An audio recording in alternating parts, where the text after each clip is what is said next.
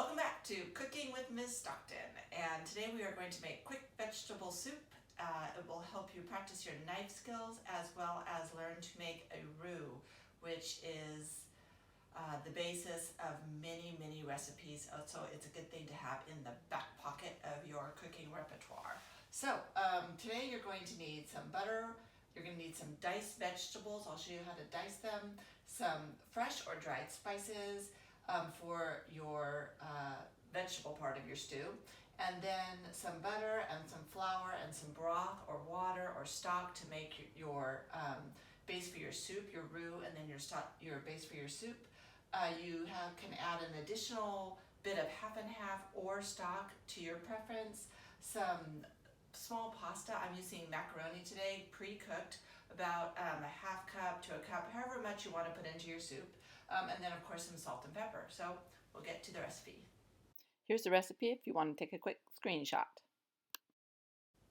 So for vegetables, you can put in pretty much anything you'd like that will stay well in a soup.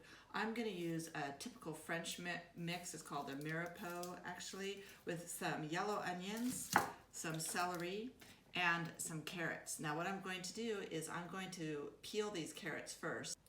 So you're going to want to peel your carrots first. This isn't strictly necessary, but I like to do it. So I'm peeling away, and then I'm going to go ahead and cut up my carrots.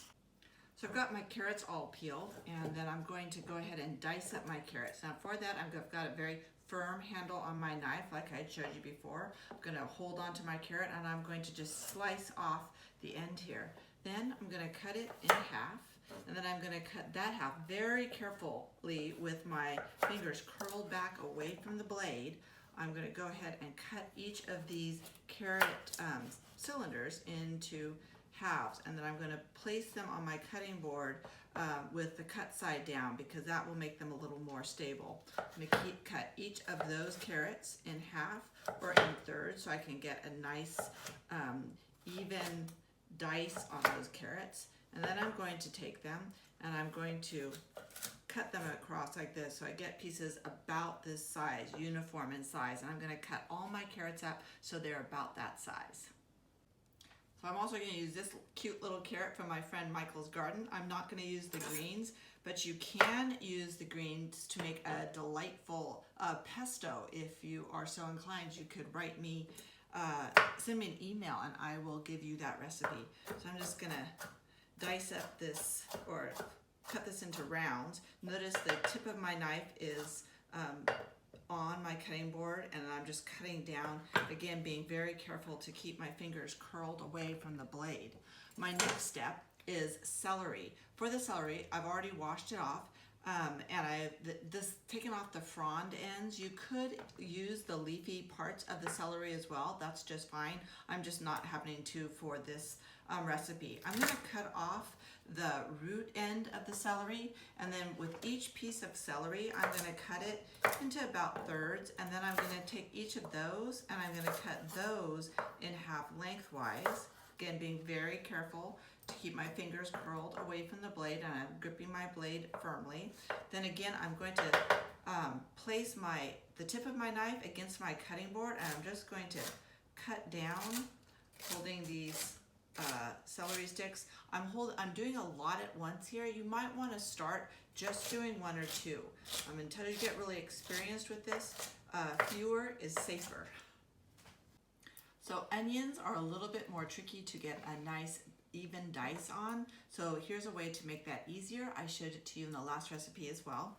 First of all, you want to cut off the stem end, put that aside, place that newly flat side down on your cutting board, and then cut straight down through the hairy root of the onion. Then what you're going to do is you're going to peel off that outside bit of the onion, discard that, and then put the flat side down on your cutting board.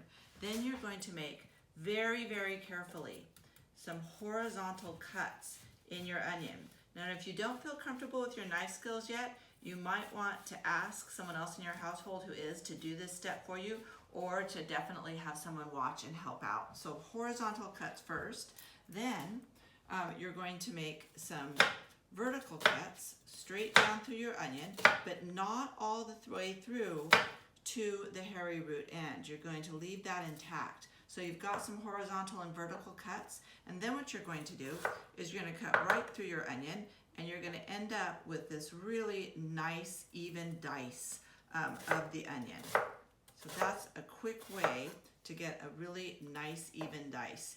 You can discard this last part, or if you're like me and don't like to waste, you can cut it up a little bit smaller. Here's a graphic on how to cut onions. I'll link it to your lesson as well.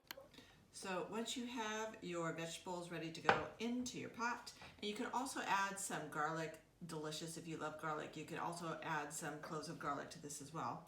You want to have some butter or oil to saute your vegetables in. So I'm going to put in a nice big chunk of butter into my Dutch oven here. A Dutch oven is a pan that has two handles and a lid. It can actually go into the oven as well.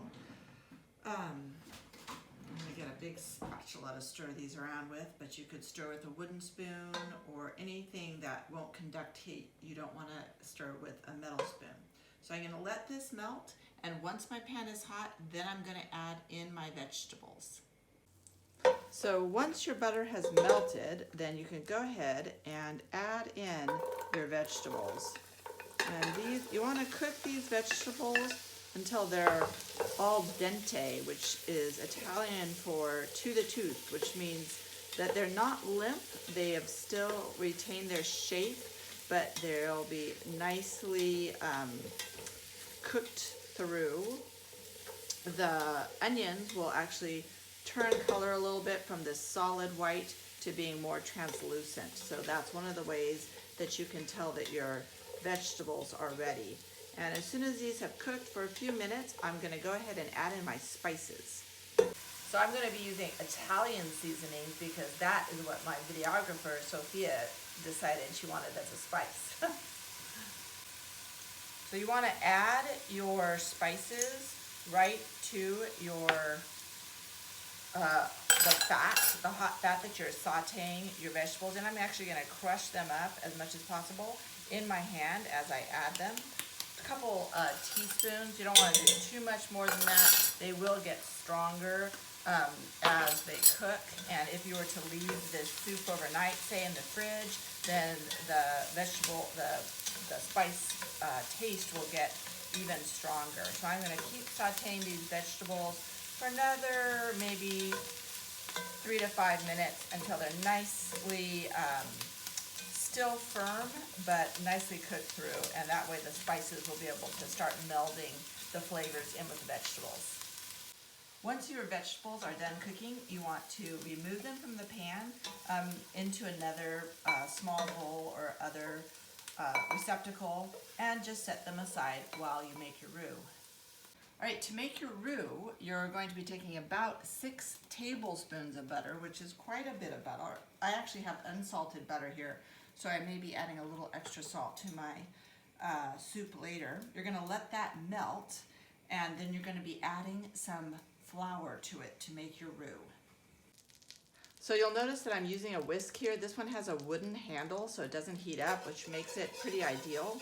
You're going to mix in your 3 3/4 tablespoons of flour. I'm actually seeing here that I haven't got a thick paste, so I'm going to add in just a little bit more flour until what I have is a pretty thick paste. Now you want to keep moving this around because you don't want it to burn, and you don't want it to form lumps.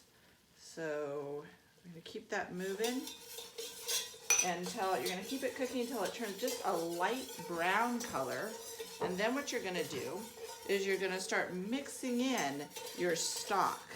Now the stock that I like is called Better Than Bouillon. I boil some water and I add in teaspoons of the Better Than Bouillon concentrate, the hearty vegetable. It's just delicious. I'll put a picture of the label in case you want to try it. But any kind of stock will do. You can make your own vegetable stock. You could use chicken stock if you're not a vegetarian. You could use beef stock, even any kind of stock you want, or you could just use water. Any of these things will work. So you're going to keep adding in to your roux that you made, which is that butter flour cooked down paste, all of your 4.5 cups of that stock. We're going to be adding a little bit more liquid later. So we're going to add that stock and heat it up till it's just almost boiling. Here's a screenshot of my favorite type of bouillon. So when your roux and stock, and you add the roux to thicken your soup slightly, that's the point behind the roux, you're going to go ahead and add your additional stock, or half and half, or cream, or it could be milk. I'm adding another half cup of stock and another cup of, this happens to be half and half. If you add a milk product, you're going to get a creamier soup, and if you add just more vegetable stock or water, it'll be a less creamy soup. Then what you're going to do is just going to go ahead and add in your cooked vegetables. This is where the quick part comes, and also your pre-cooked, and in my case, macaroni. This is a little over a cup of macaroni of pasta. Add that in. You're going to go ahead and heat up your soup until it comes to just below a boil, and then serve, eat, and enjoy.